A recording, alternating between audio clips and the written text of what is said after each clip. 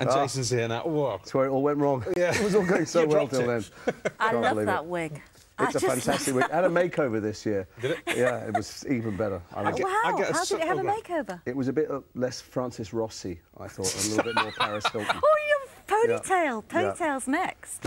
I just get, whenever we've seen all the films, and whenever we watch you in it and you come on screen, you just get this sense of total relish in the part. Well, you love it, don't you? I do. Well, you know, I spend, like most actors, most of their life torturing themselves to try and bring something three-dimensional and human and neurotic to most of the scripts that I do, and then you get on there and you just chew up the scenery as best you can. You know you've got 3 minutes and you're sharing the screen with the likes of Michael Gambon and Maggie Smith and Alan Rickman and Dan and the kids, and so... Yeah. Well, it's interesting because you're delivering a citation at the BAFTAs, which is this Sunday, isn't it? Sunday night. Sunday night, on the other channel that shall not be mentioned. That's all right. Subsidised. Which one is it? That'll be the BBC. BBC, all right, yeah. But Harry Potter, that particular one, The Order of the Phoenix, is up for a couple of awards for special effects and visual effects.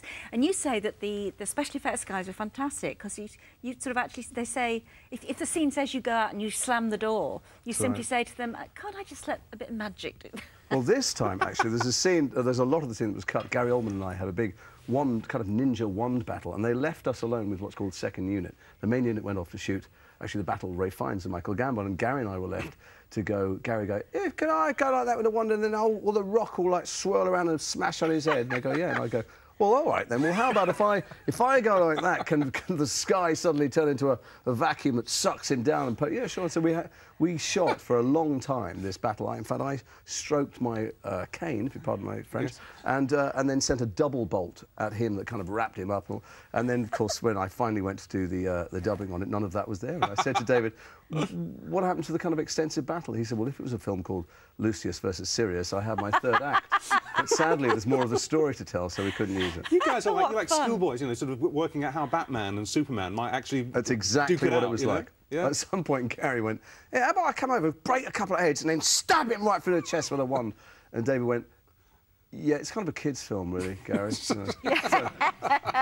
Well, I mean, the next one, which is The Half-Blood Prince, you won't be in that much because you're supposed to be in prison. You're in Azkaban. I'm in Azkaban. Actually, I'm going in to do a day to be day release. Something I can't tell you what, not very much, but hopefully I'll be in number 7. Who knows? Well, you are, because, I mean, Deathly Hallows... From your mouth to God's ears. When I say God, I mean David Heyman, the producer, obviously. Well, you're in the first scene, mate. You've got to be. Well, I can tell you now, actually, I was here a year ago, and I think I told you I met Jo Rowling at your book awards thing, and I had asked her, am I going to be in number 7? Yeah. Well, no, not the way. I begged her to get me out of prison, is what I did. And she looked over her shoulders, and I didn't tell you this then because I didn't want to give it away, and she actually said to me, you're out, chapter 1.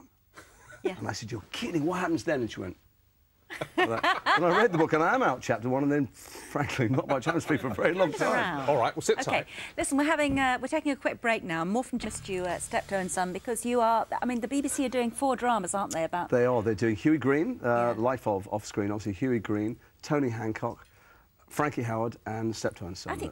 I think David Williams is David Williams has been doing Frankie Howard, I think, since he was about 9. No, seriously, that's his party piece. I obviously am not an impressionist, and Phil Davis plays Albert Steptoe, and it's really... They had an amazing life off-screen. Very, very interesting man. I knew nothing about him. I have to say that when we knew that Phil Davis was playing Wilfrid Brambles, I asked for a picture because I saw him in Lark Rise to Candlewood on Sunday night, and he looked really like him. All we could find was that, when he looks just like him. No, he looks... I mean, we don't do much of the show, obviously, because what's the point of redoing it? It's superb, but they led very interesting lives off camera. I didn't know that Harry H. Corbett was possibly the best actor in Britain. He was known as Britain's Marlon Brando, and he was blazing a trail in Theatre Workshop in the East End, Joan Littlewood's company, and he was set to eclipse everyone. Yeah, in Stratford. So did playing Harold sort of completely destroyed him? Completely destroyed, and he was trapped, and you know, every year he had to face that decision: do I re-sign for this thing? Because the whole country watched it. And he just was a victim of terrible typecasting forever. Well, and he never escaped it. Well, let's have a look at a vintage scene. This is when they went from black and white to colour, and then we'll talk to you about how you're going to play him. Well, he has been. What's these? Well, God blimey, I wondered where they got to them, your old teeth. I lost them in 19... So what was their relationship off-screen, then? Well, you know, in many ways, it mirrored what was going on screen. He was absolutely trapped in this show and trapped with this man who increasingly was drinking a lot, Wilfrid Bramble, and they never went out and socialised together, not once, and they did nothing together. And they were both... Harry Corbett was desperate to escape and get away from this thing. When he did escape, nothing very good happened for him. He had to go back and do it. That's funny, that's one of the colour ones, but you know, I've watched the original black and white ones now, and they're incredibly intense. They're almost like Beckett. And the idea was Galton and Simpson didn't want to work with comedians anymore. They were sick of them. They'd been fired off Tony Hancock's show, and they wanted actors, and they went, well, we'll never get Harry Corbett. It was really like going after Robert De Niro. And if you watch the early stuff, he's crying when he's crying, and when he's angry, you know, everyone kind of shrunk back. And by the time you get to colour, it's become a much more traditional sitcom. But even saying that, the crew here are all laughing. They must have seen the clip 20 times. Yeah. Wilfred Bramble pinched your bottom, didn't he? You said the other day. I was 17 years old, and I was in the Gay Hussar in Soho. I'm sure you were. I was in the Gay Hussar on a story for the East London Advertiser. I had a meet, and I was getting the drinks in at the bar, and I thought my body was pinched. It was bloody Wilfred Bramble cackling away. Well, he was done for cottaging. You know, it was one of the tragedies of his life. I was. He was convicted, and it was, you know, it was enormously popular. The show it was in the 3rd series, and there was a lot of thought the BBC would cancel it, but they just didn't cancel it. And you know, one of the tragedies of his life. He was such a private person, Wilfred. He couldn't bear to go out. He had his privacy robbed from him. He had to go to the Far East to get a boyfriend, and he did have a boyfriend for 20 years, but he never came out. Very interesting that the BBC didn't get rid of him, because Peter Wingard, who used to play Jason King, he was done. It was very cool to be called Jason at school when I was a kid, and then suddenly one day, very uncool. No one explained why. Something to do with a service station and a hole in the toilet wall. A hole in the toilet wall. Yeah. But he was dropped like that. Never seen again. No, we have to mention Good.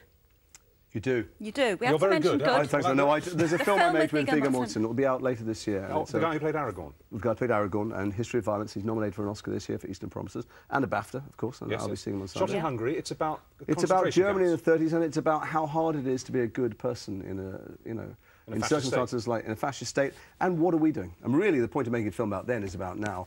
What do we do about things going on in our name, being done by our governments and being done under our noses that we ignore because life is easier if you do? Usually as little as possible, absolutely. Yeah. I mean, people talk about, you know, the French collaboration, but what would have happened if we'd fallen? I mean, there would have been collaboration here, of course. There would. And there would have been. If you look at the Channel Islands, there was some pretty helpful people when the Germans arrived. Absolutely. Wow. Well, that's called Good.